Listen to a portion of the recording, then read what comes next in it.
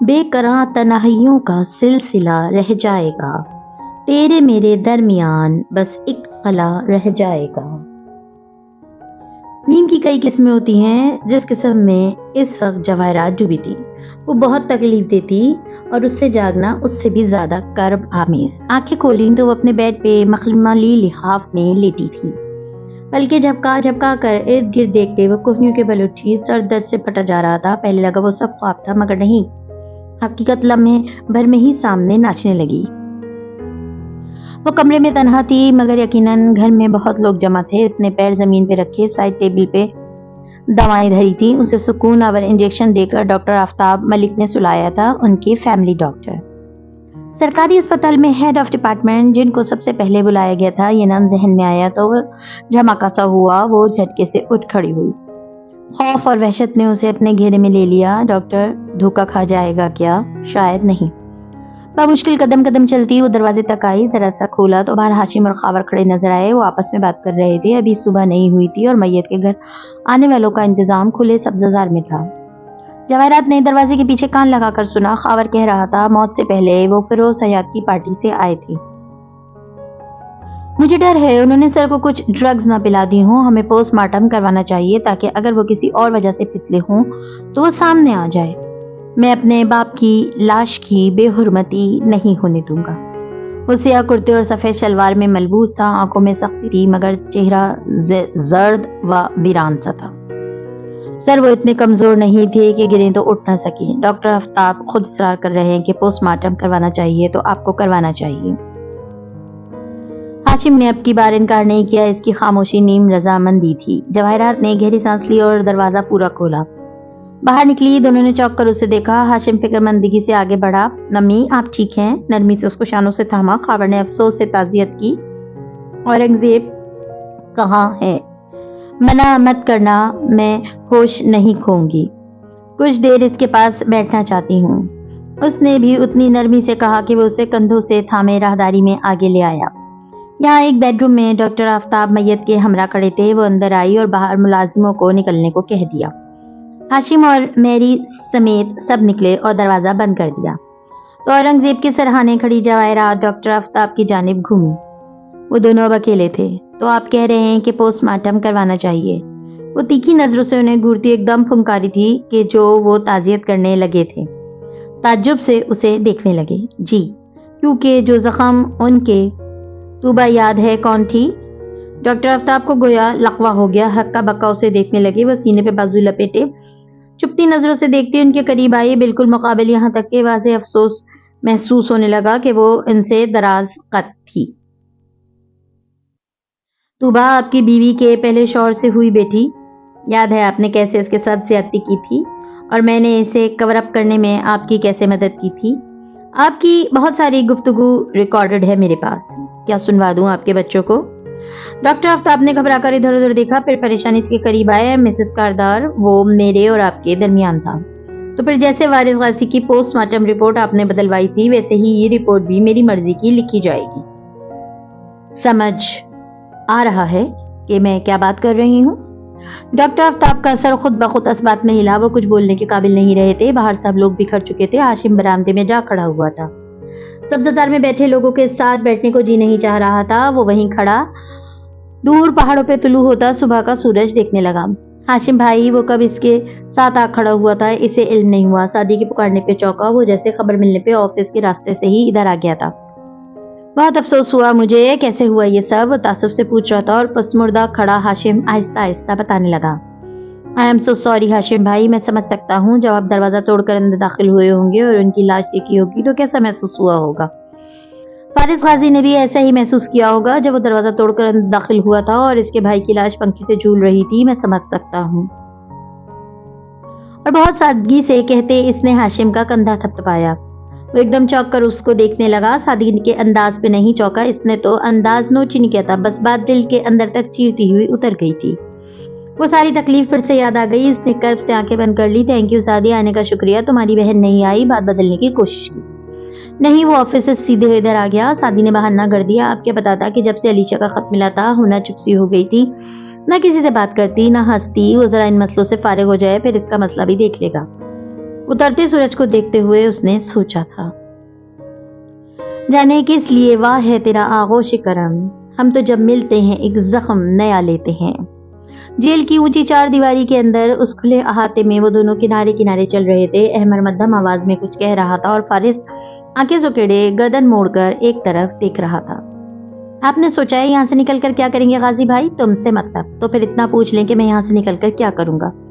तुम वही करोगे जो पहले करके इधर आए हो, फ्रॉड और जालसाजी। इसने खुश्क अंदाज में कहकर सर झटका। अहमद ने निहायत सदमे से उसे देखा।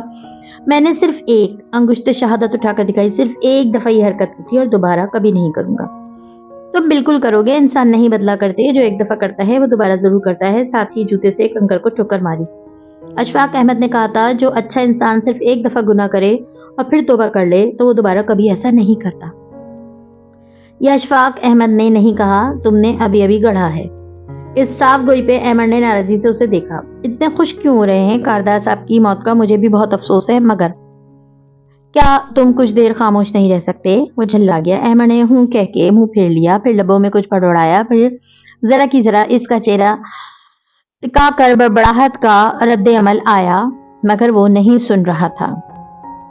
आपको इन पे अभी तक गुस्सा है? सिर्फ अफसोस है।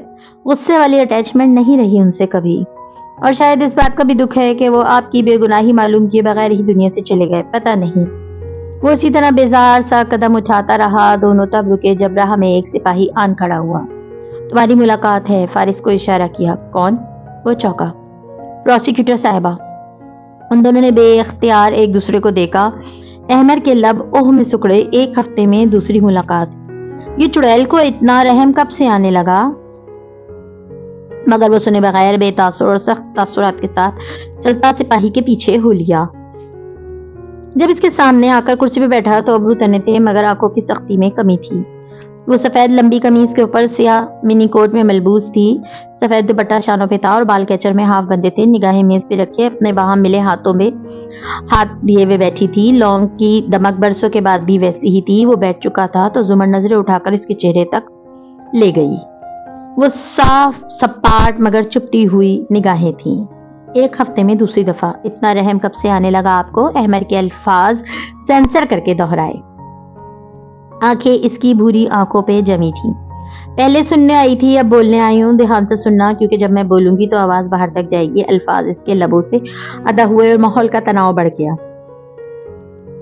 फारिस की आंखों की नरमी मध्यम होती गई। कहिए।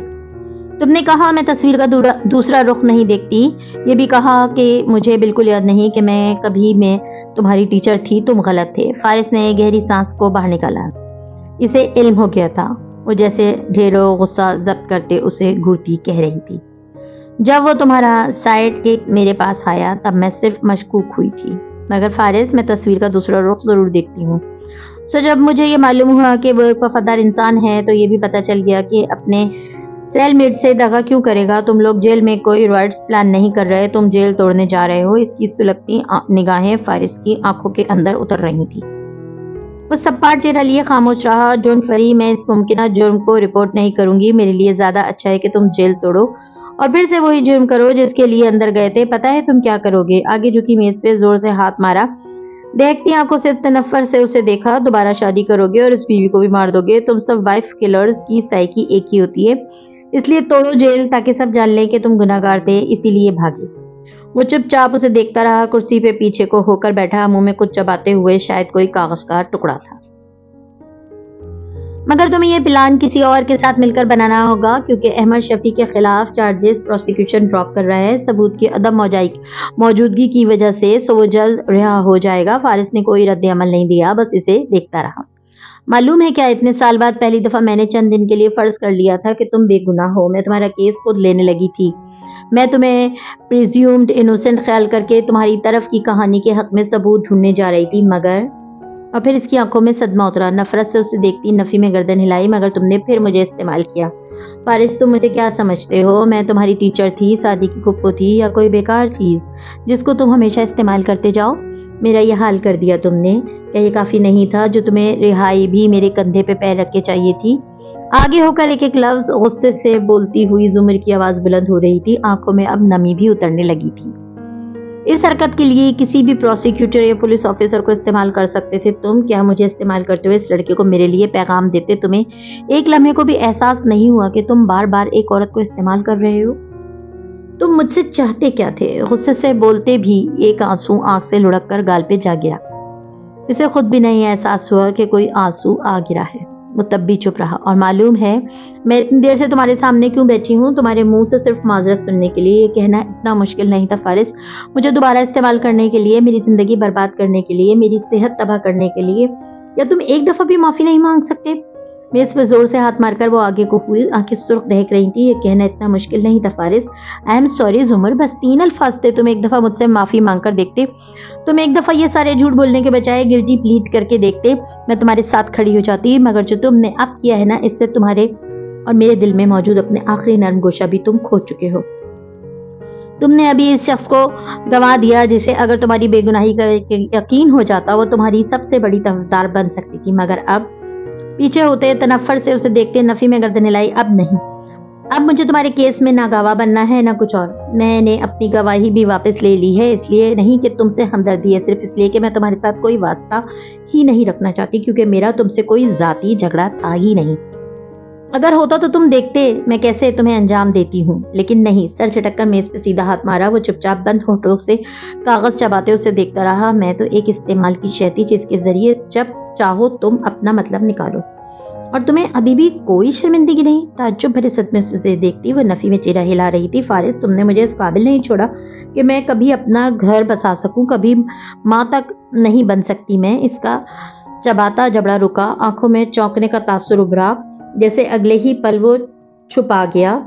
میرے بچے نہیں ہوں گے، میرا غم لیے میرا باپ وقت سے پہلے مر جائے گا. مگر تم، کیا تم ابھی معذرت کے 3 لفظ نہیں کہہ سکتے؟ آئی ایم سوری زمر. یہ 3 لفظ بولنا اتنا مشکل نہیں ہے. اس سے کچھ بھی نہیں بدلے گا. میں اب کبھی تمہارے ساتھ کھڑے ہونے کا نہیں سوچوں گی. لیکن شاید تمہارے لیے، یہ تمہارے اپنے لیے ہو شاید. تیز تیز بولتے بولتے اس کو سانس چڑھ گیا تھا. سو خاموش ہو گئی. وہ کہہ چکی تھی جو وہ کہنے آئی تھی، اور آواز باہر تک گئی تھی یا نہیں میز کے پار بیٹھے فارس کے اندر تک ضرور گئی تھی. وہ آگے کا ہوا ہاتھ باہم ملا کر میز پہ رکھے اور سنجیدگی سے اس کی آنکھوں میں دیکھا. پھر جب بولا تو ایک ایک لفظ ٹھہرا ہوا مگر مضبوط تھا. مجھے افسوس ہے جو آپ کے ساتھ ہوا. مجھے دکھ ہے کہ آپ کے والد آپ کا غم لے کر وقت سے پہلے مر جائیں گے. مجھے بہت افسوس ہے کہ آپ کی زندگی تباہ ہوئی. بہت صدمہ ہے کہ آپ کبھی اپنی فیملی نہیں بنا پائیں گی. بہت زیادہ ہمدردی ہے کہ آپ کی صحت وقت کے ساتھ بگڑتی چلی جائے گی. مگر ذرا سا رکا. بنا پلک جھپکے اس کی آنکھوں میں دیکھتے کہا، مگر میں فارس غازی ہوں، اور فارس غازی کی اپنی نظر میں اس کی بہت عزت ہے. سو میڈم ڈسٹرکٹ پروسیکیوٹر اٹارنی صاحبہ، میں معافی نہیں مانگوں گا. چبا چبا کر الفاظ ادا کیے. ہلکا سا نفی میں سر ہلایا. آپ نے جو کرنا ہے کر لیں، مگر میں معافی نہیں مانگوں گا. کھڑا ہو گیا. جھٹکے سے کرتے کا گریبان ٹھیک کیا. آستین پیچھے فولڈ کیا. ملاقات ختم. وہ سلگتی نظروں سے اسے دیکھتی اٹھی، پرس اٹھا کر باہر نکل گئی. اسے بتایا کیوں نہیں کہ آپ نے بصیرت صاحب کو یہ سب کہنے کو کہا تھا؟ اسے نہیں. یہ میری غلطی تھی. جب وہ واپس آیا، سیل میں دیوار کے ساتھ بیٹھا تھا تو سلاخوں کے قریب کھڑے احمد نے پوچھا. اسے اپنی رہائی کا سن کر خوشی نہیں ہوئی تھی، پلان غارت جانے کا افسوس زیادہ تھا. اپنی رہائی والی بات تو مذاق لگی تھی اور وہ یقین کر لیتی. کرے یا نہ کرے، بتانا تو چاہیے تھا. میں ساری زندگی اس کو اپنی صفائیاں نہیں دے سکتا.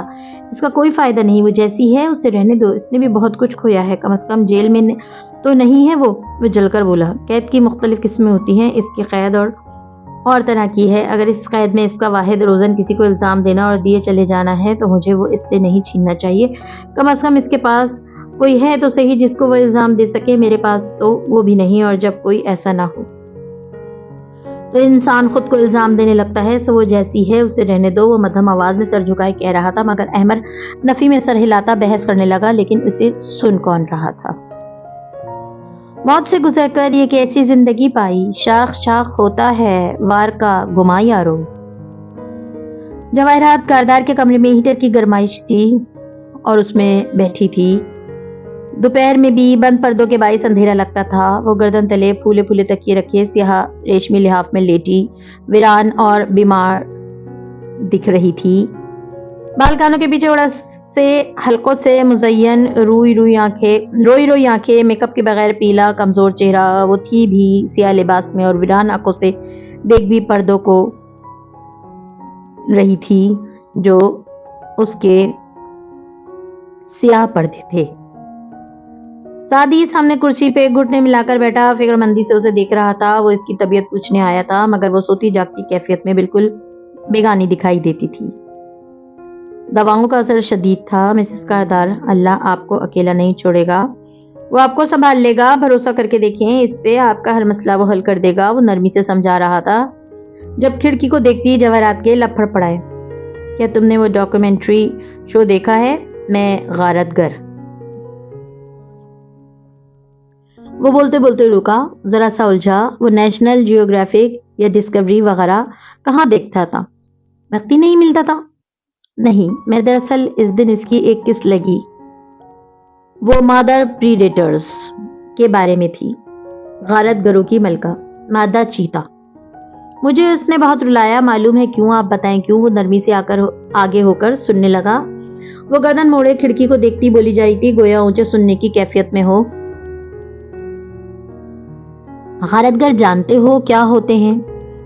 वो जानवर जो अपने से कमजोर का शिकार करते हैं। तुम लोग समझते हो वो भूख मिटाने या आदत दोहराने को ऐसा करते हैं, मगर नहीं, मादा चीता ऐसा नहीं होती, क्योंकि नर चीता बेवफा जानवर है, अपनी मादा को औलाद का तोहफा देकर छोड़कर चला जाता है। मादा चीता अपने बच्चों को तन तनहा पालती है, और इस रोज मैंने देखा इस शो में कि मादा गारतगर होना कितना मुश्किल है। पर्दे पे जमी उसकी आंखें गुलाबी पड़ने लगी, आवाज रंगने लगी। वो अफसोस से उसे देखता रहा। वो अपने गम के बारे में बात नहीं करना चाहती थी, इसलिए उधर इधर की बातें कर रही थी। उसे यही लगा। वो एक मादा चीता थी, उसके 2 नन्हे बच्चे थे जिनके लिए शिकार उसी को ढूंढ कर लाना था। जानते हो, हर चीते का तवानाई का जखीरा होता है। एक शिकार पकड़ने के लिए वो जितना भागता है, उसके नतीजे में उसकी तवानाई आधी रह जाती है। वो भी अपने बच्चों को कछार में छोड़कर शिकार पे निकलती है, घात लगाती है, हिरन के पीछे भागती है। ओह, मगर खुदा का निजाम, हिरन जितना भाग ले तवानाई नहीं खोता, मगर वो तेज रफ्तार मादर चीता हिरन को दबोच भी लेती है, अपनी कछार में ले भी आती है, मगर आधी तवानाई खो चुकी होती है। निढाल है, बच्चे भूखे हैं, मगर इससे कबल के वो हिरन के लाशे को खा सके, एक बब्बर शेर आ जाता है, एक बड़ा गारतगर। उसने कर्ब से आंखें बंद की, 2 आंसू निकलकर गालों पे लुढ़क गए। शेर गुर्राता है और मजबूर मादा मां पीछे हट जाती है। अगर ऐसा नहीं करेगी तो शेर इसके दोनों बच्चों पे झपट पड़ेगा और वो शेर का मुकाबला नहीं कर सकती। इसके सामने शेर इसका शिकार खा जाता है। वो अपने पंजे चाटती रह जाती है, सते चेहरे के साथ। वो तलखी से मुस्कुराई। वो खामोशी से सुनता रहा। उसे इस कहानी में कोई दिलचस्पी नहीं थी, सिर्फ मिसेस कारदार की हालत गम जो उसमें मुब्तला थी, बस दिख रहा था। हाशिम के साथ जो भी मसला था, इसमें जवाहरात का तो कोई कसूर ना था। वो तो शायद जानती भी ना थी कि हाशिम ने वारिस को कत्ल करवाया था, और फिर वो तो इसकी दोस्त रही थी। वो इसके पास अक्सर बैठा करता था, बातें करता था। इसकी हालत से वो और क्या महसूस करता। अब इसकी आधी तवानाई हो चुकी है। उसे कल लाजमी शिकार करना है ताकि वो तवानाई पूरी करे, वरना मर जाएगी और बच्चे इसके बाद भूख से ही मर जाएंगे। वो बात जारी रखे हुए कह रही थी। सो अगले रोज वो फिर निकलती है, हिरन के पीछे भागती है, इसे ज्यादा बुझती है और इसे घसीट कर एक तना गोशे में ले आती है। अपनी सारी तवानाई वो लुटा चुकी है। अगर ये हिरन भी कोई शेर या बड़ा गारतगर ले गया तो वो मर जाएगी। और सबसे तकलीफ दे बात, आज हिरन नहीं बल्कि हिरन का बच्चा शिकार किया है। वो इतना छोटा है कि उसे बच्चों को दे तो अपने हिस्से में चंद लुकमे ही आएंगे। वो मर जाएगी। तवानाई बराबर करने के लिए उसे ही अकेले खाना होगा, तो वो इसे बच्चों को नहीं देती तो इसके लिए ये बुरा हो जाता है, तो वो इसे बच्चों तक नहीं लेकर जाती, खुद खा लेती है। पलके बंद किए, आंसू मुतवातर गिर रहे थे। बच्चे अभी भी भूखे हैं। अगले रोज वो फिर शिकार के लिए दौड़ती है। तवानाई कम है क्योंकि कल का हिरन छोटा था, सो आज वो एक बड़ा हिरन शिकार करती है। बिलाखिर अब इसके बच्चे और वो मिलकर उसे खा सकेंगे। वो हिरन का लाशा घसीट कर कचार तक लाती है तो इसकी आवाज कपकपाई, टिप टिप गिरते आंसू में रवानी आ गई। तो इसके 2 नन्हे चीते वहां नहीं थे। वो लाशा वहीं छोड़कर आगे भागती है। वो बच्चे जंगली हायनास के नरखे में थे। वो करीब आती है, हमला नहीं करती, चपटती भी नहीं, सिर्फ गुर्राती है और हायना डर जाती है। मालूम है क्यों? क्योंकि मादा चीता की आंखों तले सियाह जेड लाइंस होती हैं जो गुर्राते वक्त उसे बहुत बारोब और खौफनाक बनाती हैं, और फिर हायना भाग जाती है और वो अपने बच्चों को वापस ले जाती है। और तुम लोग समझते हो मादा चीता भूख के लिए ताकत के जोम में शिकार करती है। ऐसा नहीं होता सादी। कोई अपनी खुशी से किसी का खून नहीं करता। अपने बच्चों के लिए, अपनी बका के लिए वो ऐसा करती है। और फिर सत्यकिए में गिराए। इसने आंखें मूंद ली, आंसू टिप टिप गिर रहे थे। सादी अफसोस से लबों पे मुट्ठी रखे उसे देखता रहा। जाओ सादी, मुझे अकेला छोड़ दो। इसने करवट बदली तो उठ खड़ा हुआ। कुछ देर बाद जवाहरात ने करवट बदली तो अध खुले दरवाजे से बाहर का मंजर दिखाई दिया। सादी मैरी अंजियो के साथ खड़ा कुछ कह रहा था। इनकी बातें आम नौयत की हैं, वो नहीं जानती थी। सिर्फ मैरी की मौजूदगी ही इसे बेचैन कर गई। वो क्या क्या बोल गई सादी के सामने। और अगर जो मैरी ने कुछ बक दिया तो, अगर जो सादी ने 2 जमा 2 باعث بنا لیے تو وہ اڑنا چاہتی تھی، مگر خواب آوردہ کا اثر گہرا ہوتا جا رہا تھا۔ اس کی آنکھیں بند ہوتی گئیں، ذہن ڈوبتا گیا اور دل ڈوب ڈوب کر ابھرتا رہا۔ اس سے اکثر بے خبر سعدی میری سے اس کے مالک کی تعزیت کر رہا تھا۔ خواہش آرزو ہی صحیح، حاصل زندگی صحیح، حاصل آرزو ہے کیا سوا مدام کے سوا۔ وہ گھر آیا تو سناٹا سا تھا۔ سیم اسکول گیا تھا اور امی غالباً نئے بنے ریسٹورانٹ حنین نے اس کا نام رکھا تھا اور وہ جانتا تھا کہ یہ نام علیشا کے کی چین سے متاثر شدہ تھی، مگر وہ تھی کہاں؟ اس کے کمروں میں جھانکا تو وہ بیڈ پہ اکڑو بیٹھی تھی، سامنے چند کاغذات پرزا ہوئے پڑے تھے۔ وہ اندر آیا، نگاہیں اس کے ویران وجود سے کاغذوں تک گئیں، اسے جیسے بجلی کا جھٹکا لگا، تیزی سے ان پہ جھپٹا، ٹکڑوں کو الٹ پلٹ کر دیکھا۔ یہ کس نے کیا ہے؟ یہ تو تمہارا ایڈمیشن فارم تھا انجینئرنگ یونیورسٹی کے لیے۔ پہلا خیال سیم کی طرف گیا۔ ہونا بے سکت بیٹھی رہی، وہ پریشانی سے سامنے بیڈ پہ بیٹھا تھا۔ ہونا، یہ تم نے کیا کیا؟ کیا ہو گیا ہے تمہیں؟ بتاؤ مجھے۔ نرمی سے اس کے سر پہ ہاتھ رکھا، وہ جو بستر کی چادر کو تک رہی تھی، آنکھیں اٹھائیں، بنا اینک کے وہ چھوٹی لگتی تھی۔ میں ایڈمیشن نہیں لوں گی، مجھے نہیں پڑھنا۔ آنسوؤں سے آنکھیں بھر گئیں۔ حنین، بس کرو، علیشا نہیں پڑھ سکی تو اس میں تمہارا قصور نہیں ہے۔ آپ کے اس کے غصے پہ وہ چڑ گیا تھا۔ مجھے نہیں پڑھنا بھائی، مگر وہ اس کی نہیں سن رہی تھی۔ وہ علیشا اور ہاشم بھائی کا معاملہ تھا، تم نے کچھ غلط نہیں کیا، تم خود کو مجرم مت سمجھو۔ ہونا، میں مجرم ہوں، میں گنہگار ہوں۔ آنسو اس کے گالوں پہ لڑک رہے تھے۔ ہونا، علیشا کو وہ ملا جو اس نے بویا تھا۔ علیشا نے کیا؟ علیشا لگا رکھی ہے آپ نے؟ بھاڑ میں گئی علیشا۔ وہ ایک دم اتنی زور کے چلائی کہ سعدی بے اختیار پیچھے ہٹا۔ اس کی آواز درد سے پھٹنے لگی تھی۔ ہر بات علیشا کی وجہ سے نہیں ہوتی، یہ میں ہوں۔ حنین انگلی سے اپنے سینے پہ دستک دی۔ یہ میرے گناہ ہے۔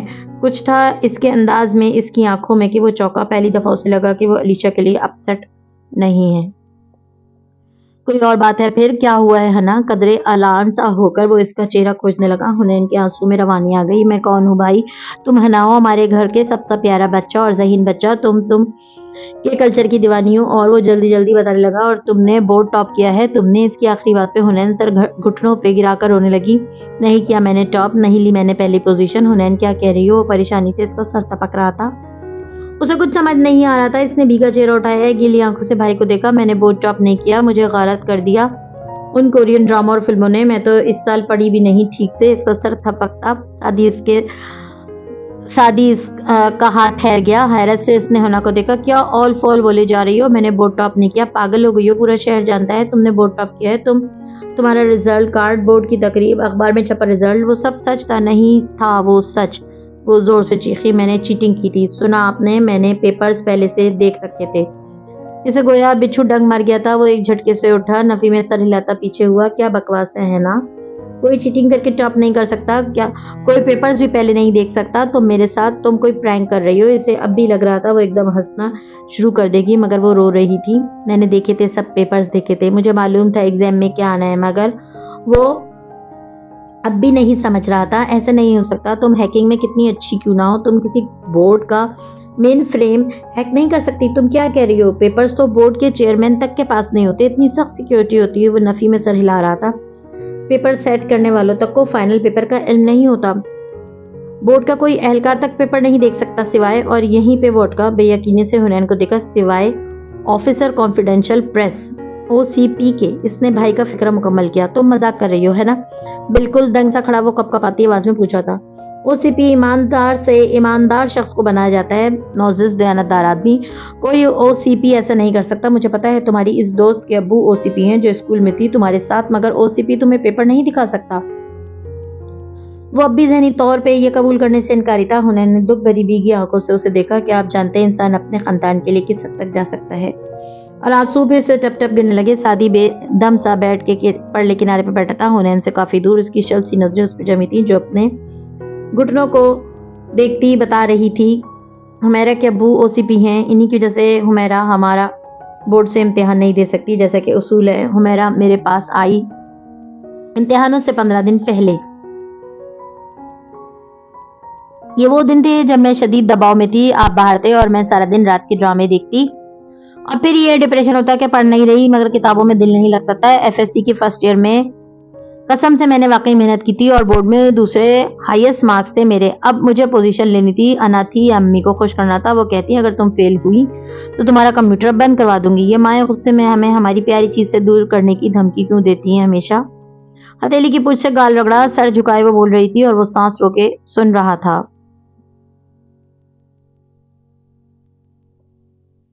तभी हुमैरा मेरे पास आई, साथ में इसके अब्बू भी थे। मेरी कंप्यूटर स्किल्स की शोहरत दूर दूर तक थी। लड़कियां काम लेकर आती थी अक्सर, मैं कभी कर देती थी कभी नहीं, बदले में कुछ नहीं लेती, बस तारीफ बहुत होती थी। हुमैरा को भी काम था, इसकी बहन की मोहल्ले के किसी लड़के से दोस्ती हो गई थी।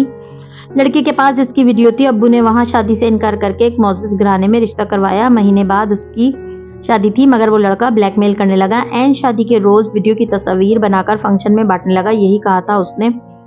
हुमैरा मेरे पास आई, दरख्वास्त की कि इस लड़के का सारा कंप्यूटर डाटा मिटा दूं, कुछ करूं। तो मैंने कहा कि वो अपने अब्बू को भेजे अकेले। अगली सुबह इसके अब्बू आए यहीं ड्राइंग रूम में। अम्मी स्कूल थी, अम्मी ने उन्हें उधर बिठाया, उनकी बात सुनी। वो शर्मिंदा और बेबस नजर आते थे। बोले कि मैं क्या कर सकती हूँ। तो मैंने कहा इसके आंसू ने सारा मंजर धुंधला कर रख दिया और इसी धुंध में से एक पुराना मंजर उभरने लगा।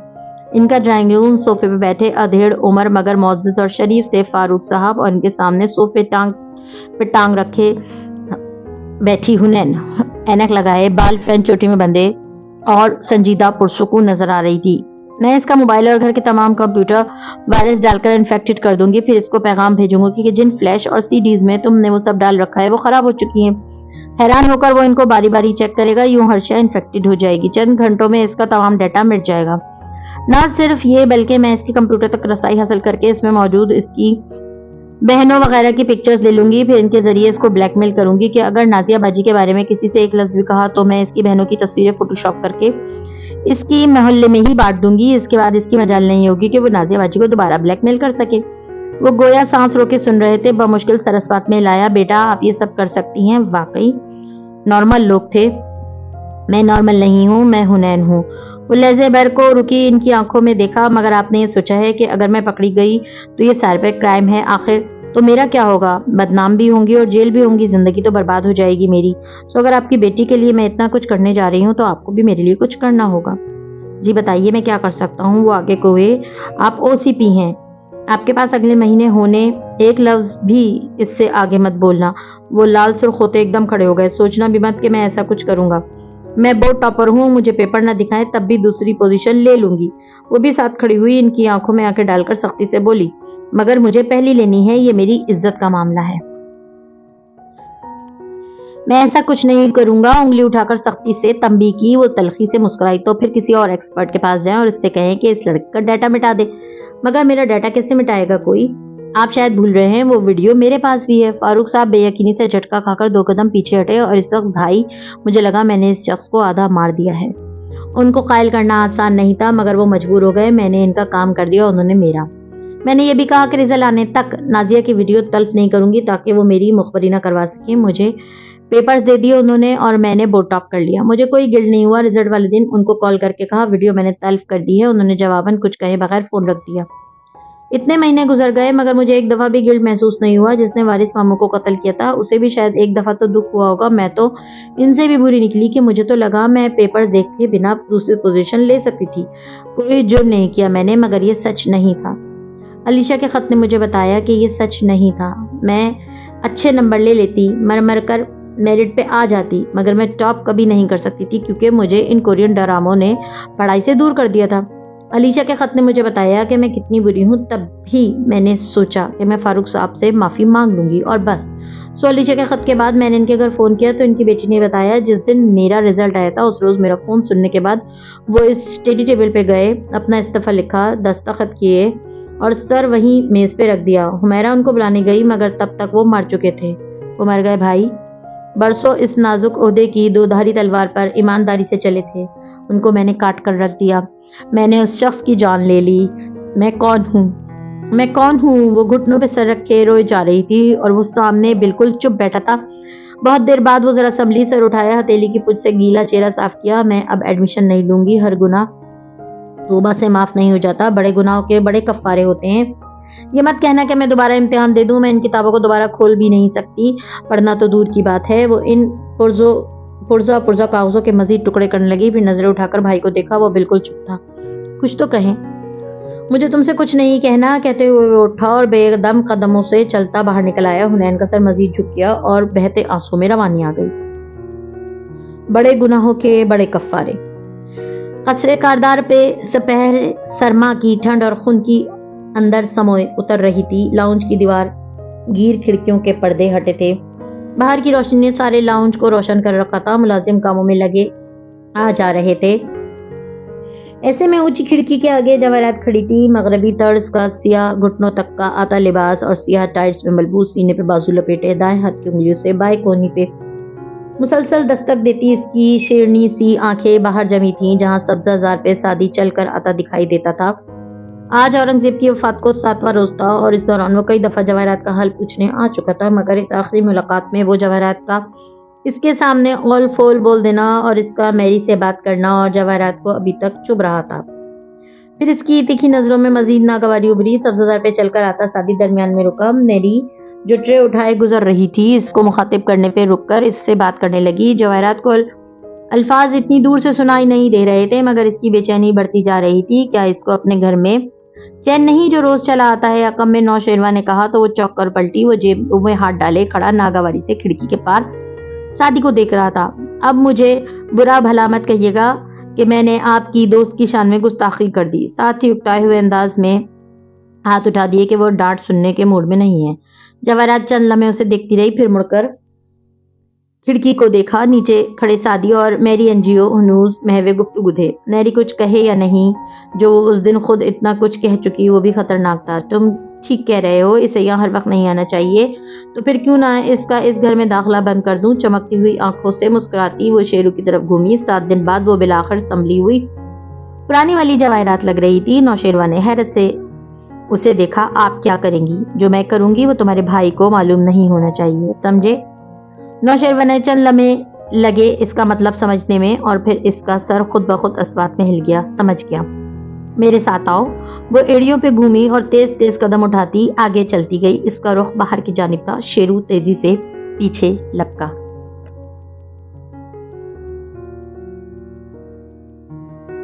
مزید ویڈیوز دیکھنے کے لیے ہمارے چینل کو سبسکرائب کیجیے۔